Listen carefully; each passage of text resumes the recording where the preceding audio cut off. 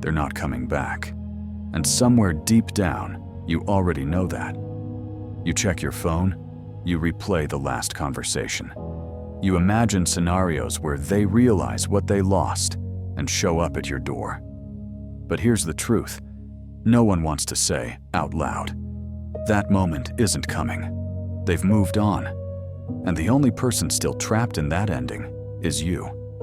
This isn't about being pessimistic. This is about facing reality so you can finally stop waiting for a ghost to become real again. Because every day you spend hoping they'll return is a day you're refusing to heal. And healing doesn't start with them coming back. It starts with you accepting that they won't. Marcus Aurelius wrote, "The impediment to action advances action. What stands in the way becomes the way." The thing blocking your peace isn't their absence, it's your refusal to accept it. And the moment you stop fighting reality, everything changes. Here's what nobody tells you about closure. You don't get it from them. You don't get a final conversation that makes everything make sense. You don't get an apology that erases the pain. Closure is something you give yourself. It's the decision to stop waiting for an ending they'll never provide and write your own. But first, you have to grieve. Not the person they were, the person you thought they were. Because most of the pain isn't about losing them. It's about losing the future you built in your head. The version of your life where they stayed, where it worked out, where you didn't have to start over. That version is dead, and you have to bury it. The Stoics understood something we've forgotten. Suffering isn't caused by what happens to you. It's caused by your judgment about what happens to you. They left. That's a fact.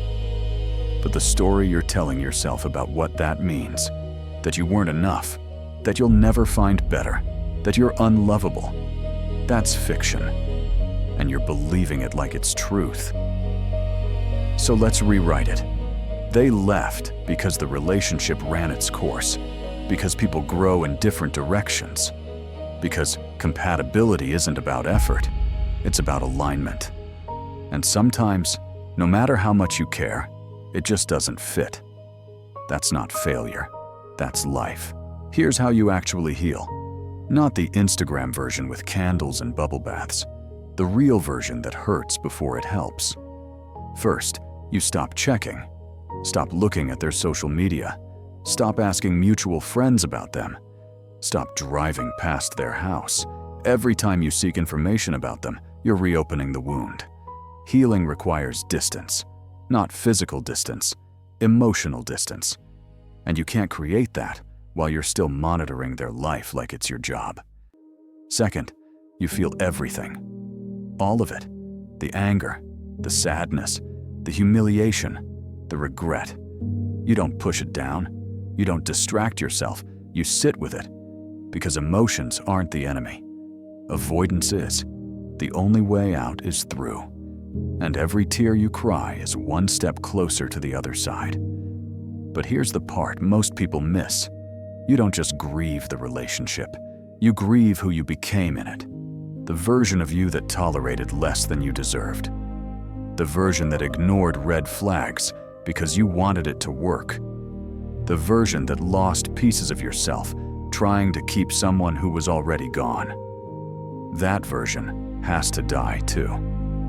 The Buddha taught that attachment is the root of suffering. But detachment isn't cold. It's not pretending you don't care. It's caring without clinging. It's acknowledging that they mattered and letting them go anyway. Because holding on to someone who left is like gripping a knife by the blade. The tighter you hold, the more you bleed. Third, you redirect your energy. All that time you spent thinking about them, texting them, planning around them, that time is yours again. And what you do with it determines everything. You can use it to spiral, or you can use it to rebuild. The choice is yours. But understand this, they're not thinking about you the way you're thinking about them. And every minute you spend stuck is a minute they're moving forward. So move forward too, not to prove anything to them, not to make them regret it, but because your life is happening right now and you're missing it. You're so focused on what you lost that you can't see what's in front of you.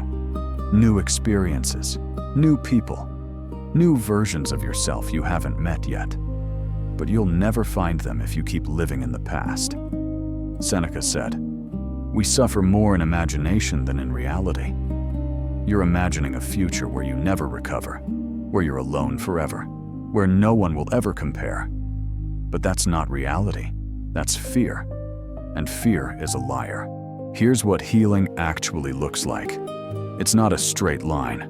It's not waking up one day and suddenly feeling fine. It's messy. It's 2 steps forward, 1 step back. Some days you'll feel strong. Other days, you'll cry in your car. Both are part of the process. Stop judging yourself for not being over it yet. Healing is the first morning you don't think about them immediately when you wake up. It's going an entire day without checking if they viewed your story. It's hearing a song that used to wreck you and feeling nothing. It's small moments of peace that slowly start to outnumber the moments of pain. But the real healing, that happens when you stop wanting them back. When you look at who they actually were, not who you hoped they'd become, and realize you deserve better. When you understand that the relationship ending wasn't a loss, it was a redirection, because the right person wouldn't have left. And anyone who walks away is doing you a favor, even if it doesn't feel like it yet. Here's the shift. You stop asking, "Why did this happen to me?" and start asking, "What is this teaching me?" Every painful experience is either a lesson or a prison. The difference is whether you extract the wisdom or just replay the pain. So what did this relationship teach you? What boundaries do you need to set next time? What red flags will you never ignore again? What parts of yourself did you abandon that you need to reclaim? The Stoics believed in amor fati, love your fate, even the painful parts, especially the painful parts. Because this breakup, this loss, this person who isn't coming back, it's all shaping you into someone stronger, someone clearer, someone who won't settle for crumbs ever again. And that version of you is worth the pain. So stop waiting for them to come back and validate your worth. You don't need their return to prove you mattered. You mattered. The relationship mattered. And it's over. All 3 things can be true at once. Acceptance isn't giving up. It's letting go of the rope in a tug of war with someone who isn't even holding the other end. Here's your final truth. They're not coming back. And one day, you'll be grateful for that. Because the space they left is making room for something better. Someone better. A version of your life you couldn't have built with them in it. But you have to release them first. Fully. Completely. Without hope of return. So let them go. Not with anger. Not with bitterness.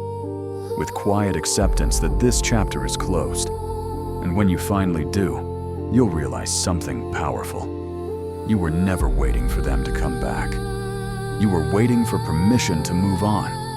And that permission, you've always had it. You just had to give it to yourself. Close the door, lock it, and walk away. Your life is waiting.